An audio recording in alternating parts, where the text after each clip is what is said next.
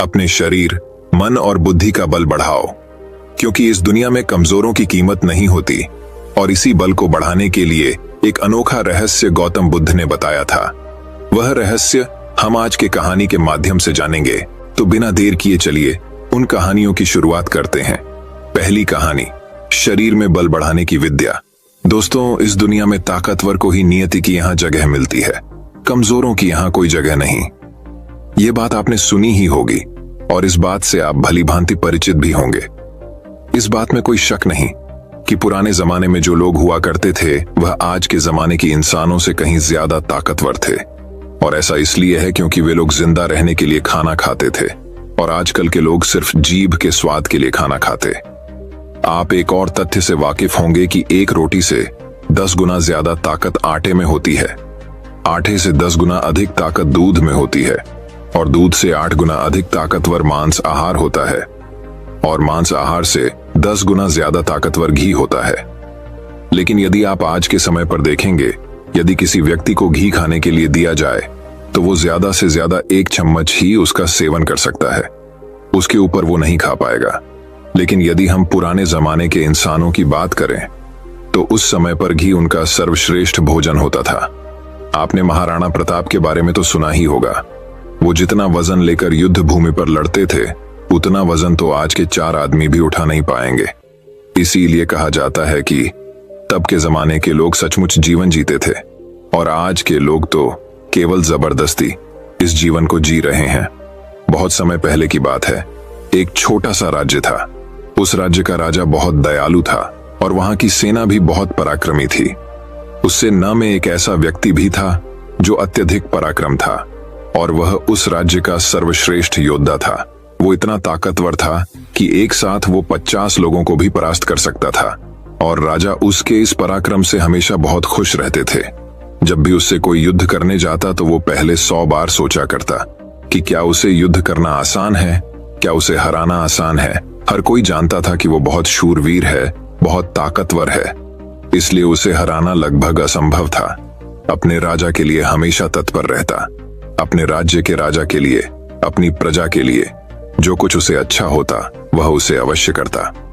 एक बार की बात है, वह शूरवीर योद्धा अपना पराक्रम दिखा रहा था। उसी वक्त उसके दोनों पुत्र वहां पर आए हुए थे। राजा ने उसके दोनों पुत्रों को देखा और राजा के मन में ये लालसा जगी, आने वाले समय में हमारे राज्य के लिए इनमें से सबसे सर्वश्रेष्ठ योद्धा कौन होगा, हमारे राज्य के लिए योग कौन होगा। यह बात जब उस योद्धा के कानों में पड़ी तो वो अत्यधिक चिंतित हो गया। उस योद्धा के 2 पुत्र थे। जो बड़ा वाला बेटा था वो हर चीज का हुनर सीख चुका था, फिर चाहे वो तलवारबाजी हो, लाल लोगों से बोलना हो, आग से खेलना, हर तरफ की चालबाजी से वो संपूर्ण था। उसे जो कुछ भी सिखाया जाता वह उसे सीखने में निपुण था। वो बहुत जल्द उस विद्या को, उस कला को सीख जाता था। यदि हर कोई यही कहता कि अगला योद्धा यही होगा, यही हमारे राज्य के लिए सर्वश्रेष्ठ योद्धा बन सकता है, लेकिन उस योद्धा का एक छोटा पुत्र भी था जो बहुत कमजोर था, जिससे कोई भी चीज सीखने में अत्यधिक समय लगता था और उसे देखकर कोई भी यह नहीं कहता था कि यह कभी योद्धा बन सकेगा। उसे उसके पिता ने बहुत कुछ सीखने का प्रयास किया, लेकिन वह कभी भी कुछ सीख नहीं पाया। ना ही तो वह अच्छी तलवारबाजी कर पाता था, ना ही उसे एक योद्धा की तरह जीना आता था। वो हमेशा आलसियों की तरह पड़ा रहता।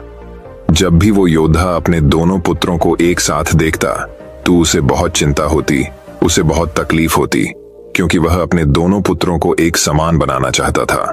वो अपने दोनों पुत्रों में कोई फर्क नहीं समझता था। लेकिन जब भी कोई ये कहता कि बड़ा पुत्र अत्यधिक बलवान है, शूरवीर है, वह एक योद्धा जरूर बनेगा, और जब वहीं पर छोटे बच्चे के लिए कोई ये कहता ये तो कमजोर है, आलसी है, ये भला क्या कर पाएगा, ये सुन उस योद्धा को बहुत तकलीफ होती, बहुत दुख होता। लेकिन वो योद्धा यह जानता था कि इसमें उसके छोटे बेटे की कोई गलती नहीं है। उसका व्यवहार दूसरों से अलग है और ये दूसरों से थोड़ा कमजोर है, लेकिन इससे कुछ बातों का ध्यान रखना होगा, तभी ये दूसरों के साथ पराक्रमी बन सकता है, दूसरों जैसा तलवारबाज बन सकता है, दूसरों जैसा सर्वश्रेष्ठ योद्धा भी बन सकता है। इस बात का ध्यान रखते हुए वो योद्धा अपने उस बेटे को लेकर एक गुरु के पास पहुंचा। ये वही आश्रम था जहां उस योद्धा ने भी शिक्षा ग्रहण की थी। वह उस गुरु को भली भांति जानता था और ये भी जानता था कि वो गुरु उसके छोटे बेटे को शिक्षा अवश्य देंगे, जिससे वहां भी अन्य लोगों की तरह पराक्रमी और शूरवीर बन सकता है। वो भी उन गुरु के पास ले गया, उन्हें प्रणाम किया और कहने लगा, हे गुरु, मैं चाहता हूं कि मेरा बच्चा आपसे शिक्षा ग्रहण करे। ये थोड़ा आलसी है, थोड़ा कमजोर है और ये कभी कुछ सीखना ही नहीं चाहता, जबकि मेरा बड़ा बेटा बहुत साहसी है, शूरवीर है, ताकतवर है, पराक्रमी है और इस राज्य को ऐसे ही लोगों की आवश्यकता है। लेकिन मेरा ये छोटा बेटा, जो कि मेरी चिंता का कारण बना हुआ है, मैं चाहता हूं कि अभी पराक्रमी बने, शूरवीर बने, ताकतवर बने, ताकि इस राज्य का हर कोई इसके भी गुण गाए। मैंने बहुत प्रयास किए, मैंने कई तरह के उपाय भी किए ताकि अपने जीवन में कुछ कर सके, कुछ सीख सके, लेकिन ये कभी कुछ सीखना ही नहीं चाहता। मैं चाहता हूं कि मेरे दोनों पुत्र एक बराबर, किसी में कोई कमी ना, इन दोनों को एक बराबर अधिकार मिले, लेकिन यह अपने आलस के कारण, अपनी कमजोरी के कारण हमेशा पीछे रह जाता है। मैंने इसे कई बार समझाया, लेकिन यह है कि मेरी बातों को मानता ही नहीं। मैं अपने दोनों बेटों में कोई भेदभाव नहीं रखना चाहता, मैं दोनों को एक बराबर बनाना चाहता हूं। उस योद्धा की ये सारी बातें सुनकर वह गुरु उस योद्धा से कहते हैं, मैं जानता हूं तुम्हारे पुत्र को क्या तकलीफ है, मैं इसे वैसा ही बना दूंगा जैसा तुम चाहते हो, लेकिन इसके लिए तुम्हें इसे कुछ दिन के लिए मेरे पास यहाँ पर आश्रम में छोड़ना होगा। और मैं तुम्हें यकीन दिलाता हूं कि जब तुम वापस इसे लेने जाओगे तो तुम्हें तुम्हारा यह पुत्र इस प्रकार नहीं दिखेगा। इसकी जगह पर तुम्हें वो पराक्रमी, वो ताकतवर बेटा मिलेगा जैसा तुम चाहते। वह गुरु अत्यधिक आत्मज्ञानी थे, बस उस योद्धा के पुत्र को देखकर यह समझ चुके थे कि उसे क्या तकलीफ है। इसे भी पढ़े गौतम बुद्धा की कहानी, चुप रहने के फायदे और उसे किस तरह से ठीक किया जा सकता है, उसे किस तरह से पराक्रमी बनाया जा सकता है, क्योंकि आखिर वो एक ऐसे योद्धा का पुत्र है जिसे अभी तक कोई हरा नहीं सका था। बस उसे इस बात का एहसास करवाना ही काफी था। उस गुरु के कहने पर अपने पुत्र को वहीं पर छोड़कर वापस अपने घर की ओर लौट जाता है। उसके बाद उस योद्धा का वह पुत्र एक शिष्य बनकर उन गुरु के आश्रम में रहने लगता है, यहाँ के सारे कामकाज करने लगता है, वहां पर वो सीखने लगता है, समझने लगता, और इसी प्रकार कई दिन बीत जाते हैं। और एक दिन सही समय आने पर वह गुरु उस योद्धा के पुत्र से कहते हैं, चलो आज मैं तुम्हें कुछ दिखाना चाहता हूं। इतना कहकर वह गुरु उस योद्धा के पुत्र का हाथ पकड़ लेते और उसे लेकर एक पहाड़ी की ओर, ऊपर की ओर बढ़ चलते। उस पहाड़ी के ऊपरी छोर पर ले जाकर वह गुरु उस पुत्र से कहते हैं, आज मैं तुम्हें कुछ सिखाने वाला हूं पुत्र, तुम्हें ध्यान से सीखना होगा, क्योंकि यदि तुमने आज ये बात नहीं सीखी तो तुम अपने जीवन भर कुछ नहीं कर पाओगे, कुछ नहीं सीख पाओगे, और हमेशा लोग तुम्हें कमजोर और असहाय समझेंगे और उसी दृष्टि से तुम्हें देखा जाएगा। धीरे धीरे कई दिन बीत चुके हैं और अब तुम्हारे घर जाने का वक्त भी करीब आ चुका है, इसलिए आज मैं तुम्हें यहां पर लेकर आया हूं ताकि मैं तुम्हें सिखा सकूं, ये समझा सकूं कि तुम इस धरती पर क्यों आए, तुम्हारे आने का क्या कारण है। इतना कहकर वो गुरु उस पुत्र को ऊपर की ओर इशारा करते हुए कहते हैं, ऊपर ध्यान से देखो उस चील को। उस चील ने अपने पंजों में अपना नवजात शिशु रखा हुआ है। वह चील ऊपर की ओर बढ़ती चली जा रही थी, इतनी ऊंची जाती कि बादलों को चीरकर ऊपर बढ़ती ही चली जाती और वहां पर जाकर वो अपने बच्चे को छोड़ दे। यदि वो छोटा सा बच्चा डर गया, उसे इस समय मुक्त चील ने अपने ही बच्चे को इस तरह से नीचे क्यों फेंक दिया। गुरु और शिष्य दोनों इस दृश्य को बड़े ही ध्यानपूर्वक देख रहे थे। जैसे ही उस चील ने अपने उस बच्चे को नीचे की ओर छोड़ा, वो बच्चा तेजी से एक पत्थर की भांति नीचे की ओर गिरता चला जा रहा था। और वह जब तेजी से नीचे आने लगा तो उसने कई बार कोशिश की, कई बार प्रयास किए कि वो अपने पंखों को खोल सके, फड़फड़ा सके, जिससे वह हवा की उस रुख का फायदा ले सके, वह भी उड़ सके। लेकिन उसके कई अथक प्रयास के बाद भी उसके पंख नहीं खुल पा रहे थे और वह एक पत्थर की भांति तेजी से नीचे गिरता चला जा रहा था। जैसे जैसे वो नीचे गिरता जा रहा था, उसकी मां भी ठीक उसके पीछे ही थी। उसने ऊपर से अपने पंजे में फिर एक बार अपने उस बच्चे को पकड़ लिया। एक बार फिर वो चील अपने उस बच्चे को लेकर आकाश में ऊपर ऊंचाई की तरफ बढ़ती चली जाती है और फिर से वो ऊंचाई पर जाकर अपने बच्चे को ठीक उसी प्रकार छोड़ देती है। ये देख उस बच्चे को कुछ समझ नहीं आ रहा था कि आखिरी चील अपने बच्चे के साथ ऐसा क्यों कर रही। यदि उसके बच्चे को कुछ हो गया तो फिर क्या होगा? चील लगातार इसी प्रक्रिया को दोहरा रही थी।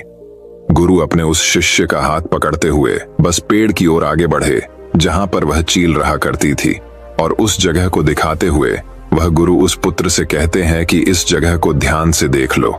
ठीक इसी जगह पर वह चील और उसका बच्चा इस पेड़ पर रहते हैं।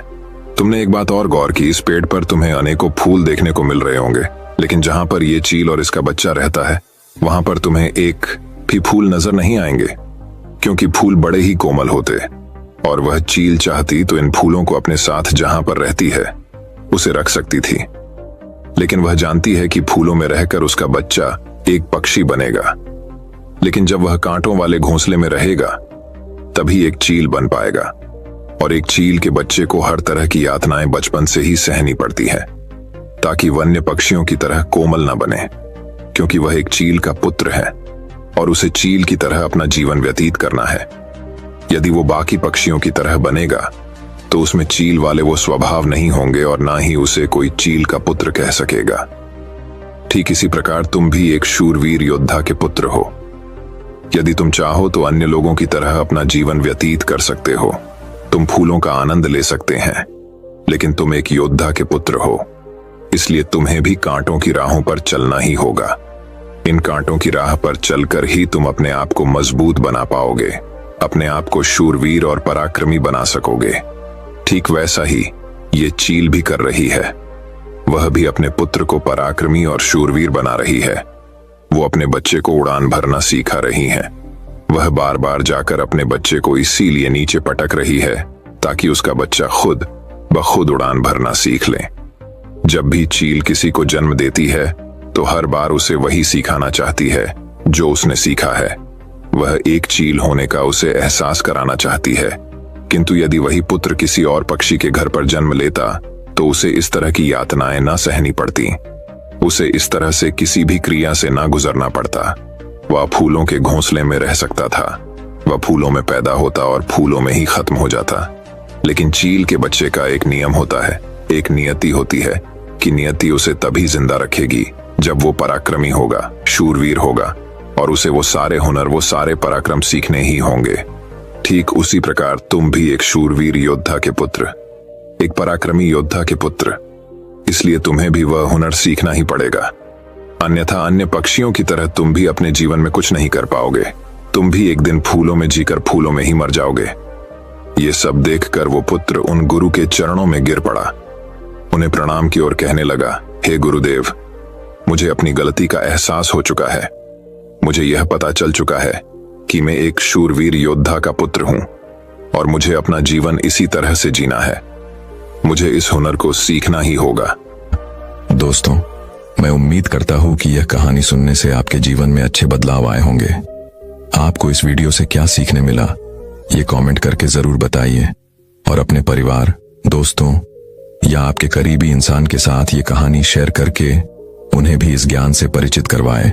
बाकी अगर आपको यह वीडियो दिल से अच्छी लगी हो तभी इस वीडियो को लाइक कर देना, और आपने अब तक इस चैनल को सब्सक्राइब ना किया हो तो चैनल को सब्सक्राइब भी जरूर कर देना। आपका हर दिन शुभ हो और खुशियों से आपका जीवन भरा रहे। धन्यवाद। नमो बुद्धाय।